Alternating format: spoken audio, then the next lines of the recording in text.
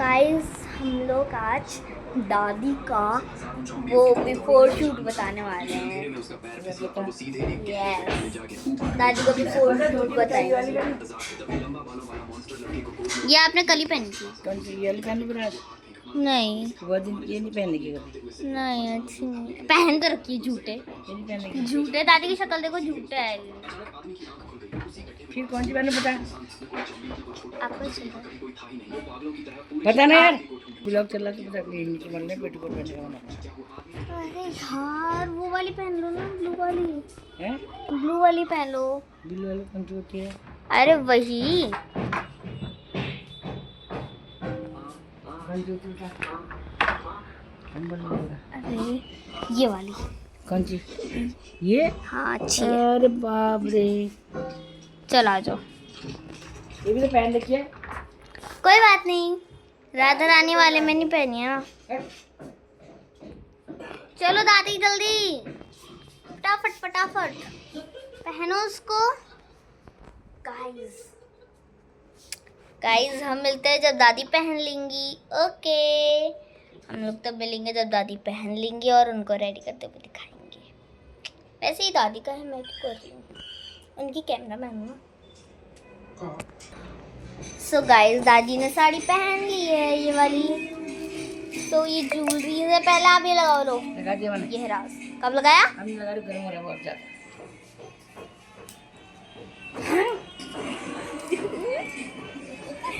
लगाओ उसको।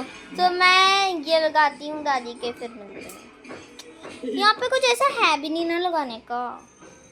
चलो इसको यहाँ। मेरी वाइफ हॉस्पिटल में एक दिन मैं सीधा ऊपर चढ़ा और फिर ऑर्गन डोनेशन डिपार्टमेंट को भी बुला लिया। सोचा कि एकदम दिल निकाल कर प्यार दिखा था। पिछले जन्म में मैं सिर्फ दूर में डूब गया था। मैंने वाइफ की बेस्ट फ्रेंड द्वारा हम लोग दिख रहे नहीं, दिख रहे मेरी। दो रात तक बेहोश था। जब मैं फिर से जागा तब वाइफ की बॉडी जलाकर राख बनाई जा चुकी थी। मैं अभी तक नहीं मना पाया था कि डेटोनेटर्स घर आ गए। तब मुझे मरने से पहले वाइफ करोड़ों का कर्ज छोड़ गई। उन्होंने सिर्फ मेरी दोनों किडनी नहीं निकाली बल्कि मुझसे रोज 24 घंटे काम करवाया ताकि मैं उनका बचा सकूं। सिर्फ 10 साल में मैं 80 साल के बूढ़े जैसा लगने लगा। और तभी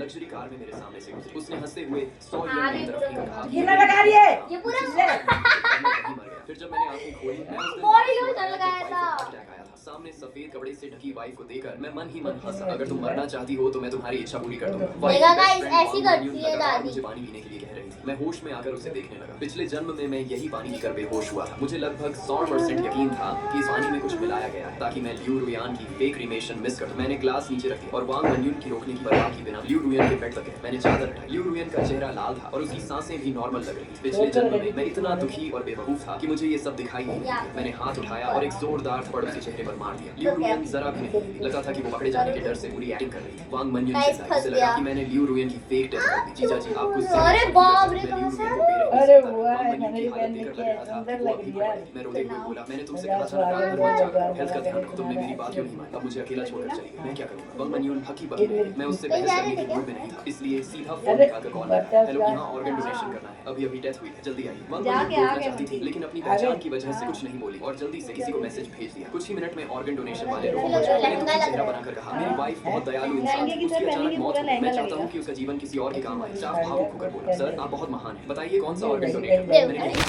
मेरी वाइफ हार्ट अटैक से मरी। मुझे नहीं पता कौन सा। ये आज है चाची का व्रत, अगर कुछ भी इस्तेमाल लायक तो उन्होंने ऐसे किया। चलो मैं आपकी फोटो खींच दे रही हूँ। चाची खड़े हो, ऑर्गन डोनेशन नहीं चाहती। चाची खड़े हो, मैं फोटो खींच रही हूँ। तुम सिर्फ उसकी फ्रेंड और तुम खुद डॉक्टर हो। क्या लोगों खड़े हो चाची। ऑर्गन डोनेशन वाले लोग भी एक मिनट गाइस, मैंने उनकी फोटो खींची इसलिए थोड़ी देर के लिए पॉज कर दिया था, मैंने हटा दिया था। अब दादी जल्दी करो।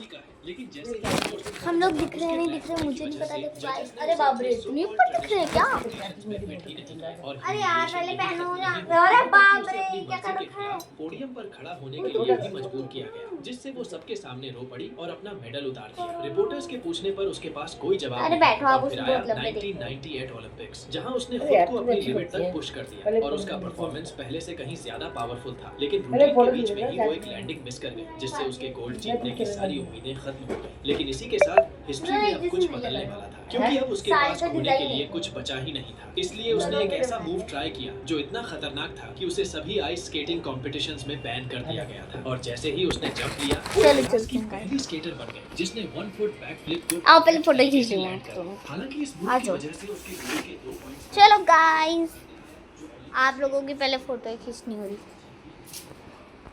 इन लोगों की फोटो खींचनी हो रही। आओ चाची, आपकी और उनकी फोटो खींचनी है।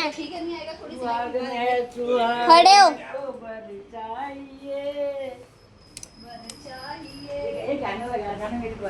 जाओ उधर खड़े हो। ऐसे या फिर ऐसे? ऐसे चलो। दादी वो देखो, उनको मैं ऐसे करके दिखाती हूँ। दादी रेडी हो चुकी हैं, अब मैं उनकी बनाने जा रही हूँ वीडियो। सो बाय गाइस। मैं नहीं कहता दादी।